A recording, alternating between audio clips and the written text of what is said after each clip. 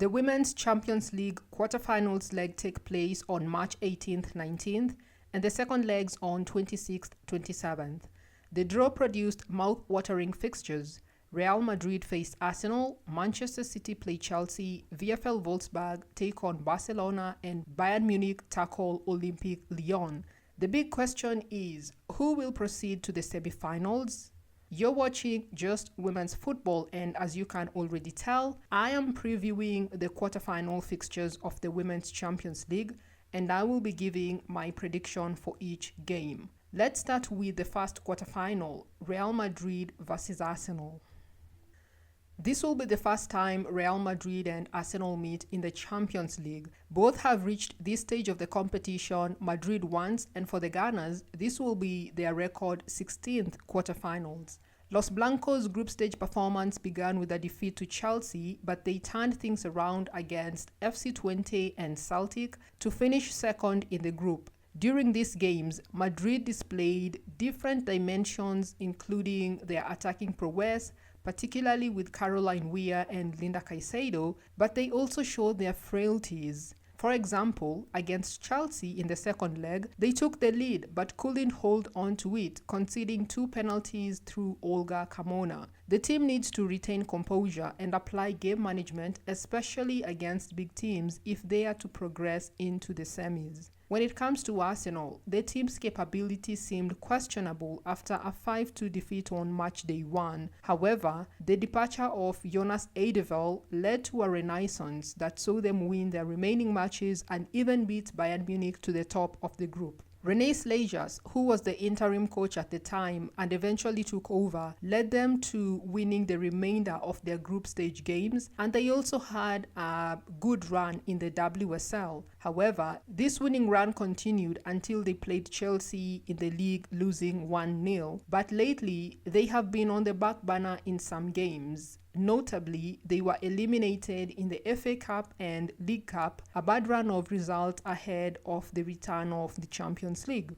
Can Arsenal overcome Real Madrid? Yes, but they have to find form quickly. Slagers has to look hard at her lineup, the team's mentality, and appetite for winning big games. On the other hand, Madrid should work on its game management and overall mid and defensive abilities. They always look good going forward, but can be sloppy in the midfield and at the back.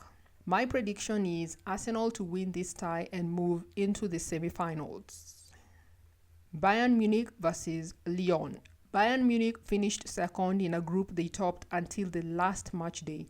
They lost to Arsenal to finish second. They have been in good form and will want to exact revenge on Lyon, who eliminated them in the same stage in the 2019-20 campaign. Pernille Harder will lead the line, but Clara Bull is a significant player for the team and has been influential in their season so far, so much so that her rise in prominence has caught the attention of clubs like Barcelona. Also, they will hope that Lena Oberdorf is ready to return, particularly in the absence of a player like Georgia Stanway, who has been one of its best midfielders since she joined the club.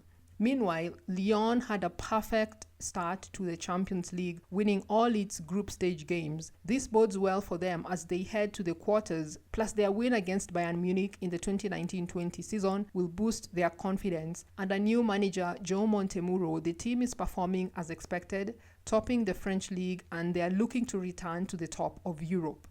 Against Munich, it has the capability of winning, particularly with players like Chawinga and Dumone, who inject pace up front, an area that Munich have shown weakness within their backline, particularly with speedy players who can stretch the game. My prediction is Lyon to win. Wolfsburg versus Barcelona. This is a repeat of the 2023 final in Eindhoven, where Barcelona overturned a 2-0 loss to win the game and the Champions League 3-2. It was truly a game of two halves, and Wolfsburg will want to right their wrongs this time. The She-Wolves lost 3 games in the group stage, a sign of the team's vulnerability, which they will have to work on before this tie. Additionally, their striker Eva Pajor, who scored one of Wolfsburg's goals in the 2023 final, now plays for Barcelona. However, they still have lethal finishers like Lineth Bernstein, Svendis, Jonasdottir, Pop, and Yul Brandt to overcome a Barcelona side who have now beaten them 4 times. But for them to do that, they have to be perfect in 180 minutes. Speaking of Payeur, she has netted 4 goals in the competition so far and played all the group stage games. Wolfsburg will know that she will be a thorn in their defense. Apart from that, most of Barca's squad that won the league is still intact, even though they have a new manager, and his credibility has come under question, especially after they lost to Manchester City on match day 1. That loss, together with the one against bottom of the league Levante, might give hopes to Wolfsburg and any other team Barca might face should they progress that the team is beatable on a given day. My prediction is Barcelona to win.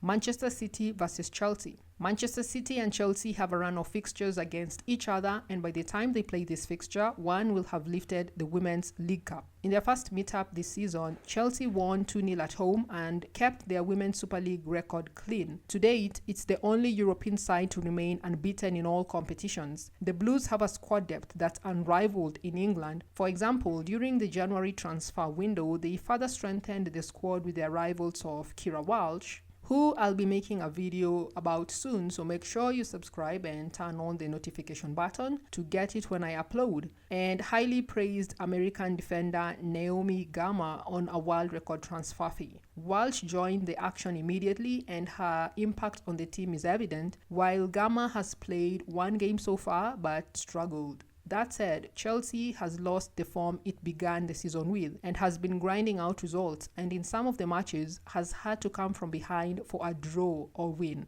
This might raise concern among Chelsea fans as their defense and midfield look penetrable, something you can't afford in the Champions League. But they have game changers like Lauren James and Mayra Ramirez who come up with the goods when needed.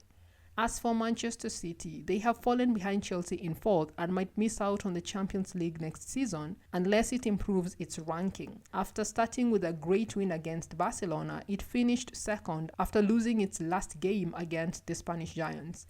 City lost some of its key players, Alex Greenwood and Lauren Hemp, to injury and has struggled in their absence. Plus, the club appointed its former manager Nick Cushing on an interim basis after unexpectedly parting ways with Gareth Taylor, whose tenure has been controversial, particularly with how he handled players. Cushing has his work cut out, but is familiar with the WSL and the Champions League. In fact, he led City to its first and only WSL title in 2016. Does City have a chance to beat Chelsea? Yes, much of that depends on how Cushing organizes himself and the team quickly for these matches, starting with the League Cup final on March 15th. Sonia Bompastor has won the Champions League and played in the final multiple times, so she knows what it takes to get there.